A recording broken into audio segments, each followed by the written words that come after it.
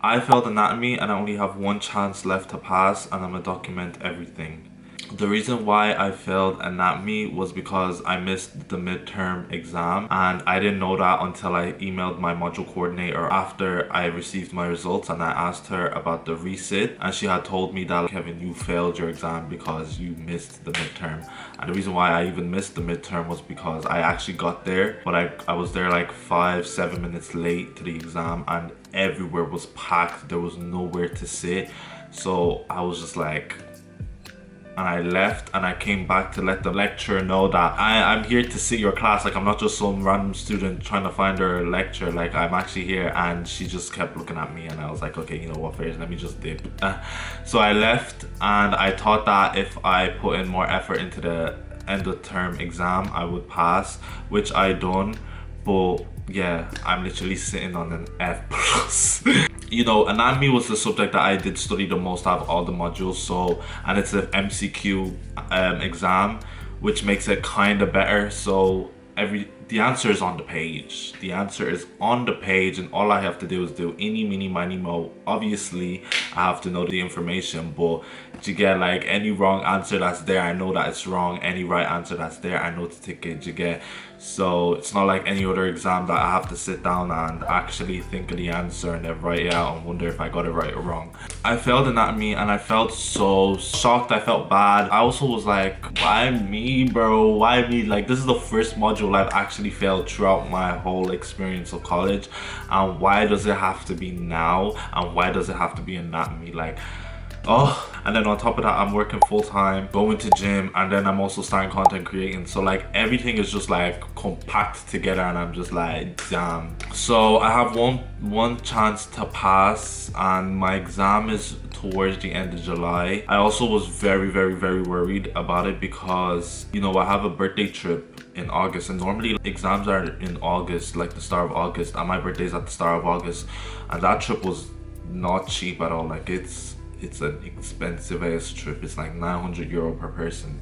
So I was already like shitting myself. I was like, damn, that was the first thing I actually thought about when I opened my results. I was like, damn, like, I failed anatomy, but my trip is on stake here. Like, €900 is on the line. So I had to email my module coordinator the second I got it, and I was like, I'm just making an email inquiry about the exam reset, and I'm just wondering, when is this exam, because I need to get this out of the way first. And you know, she had told me it was the end of the month of July, and I was like, oh, thank God, I can still go on my birthday trip. Whoa. That's what happened. That's what's on stake. And if I fail, obviously I have to repeat the module, which is like a whole year repeat, and then €250 on top of it. But my study plan is I am going to use my anatomy app for visualization of everything. The quizzes, I can start and then I can play it, and you know, it'll help me know where everything is. Now, I'm also going to use my lecture notes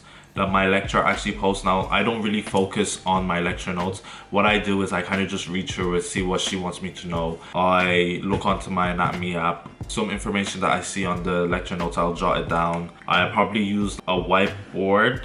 I'd write on the notes and highlight anything. And this is what I do in lectures, because writing down everything the lecturer is saying is just too long. All I have to do is just highlight what she's talking about, write down a word or two. But yeah, I normally do this when I'm studying as well. I also use active recall. I'd write down the topic and then, yeah, again, use my quiz app, because that's mostly what everything is on. But then, you know, my anatomy exam is mainly wordy questions. Like, there's no diagrams, there's no nothing, so I need to know what she's talking about in my head and be able to visualize that. So I also use pen and paper.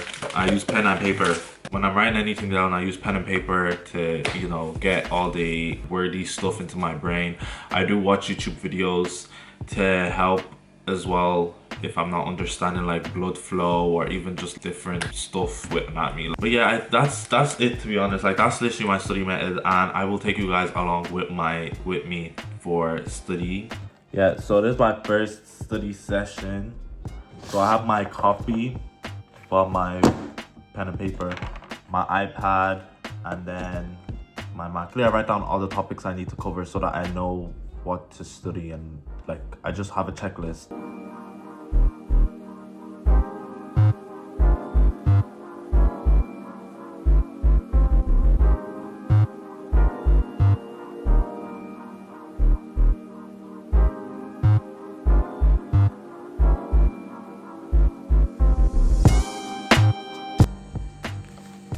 What the fuck?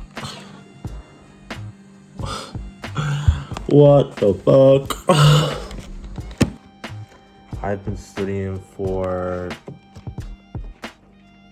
2 hours now, and I have work, so I need to start getting ready to head over to work. And yeah, I will see you guys in the next video. Bye.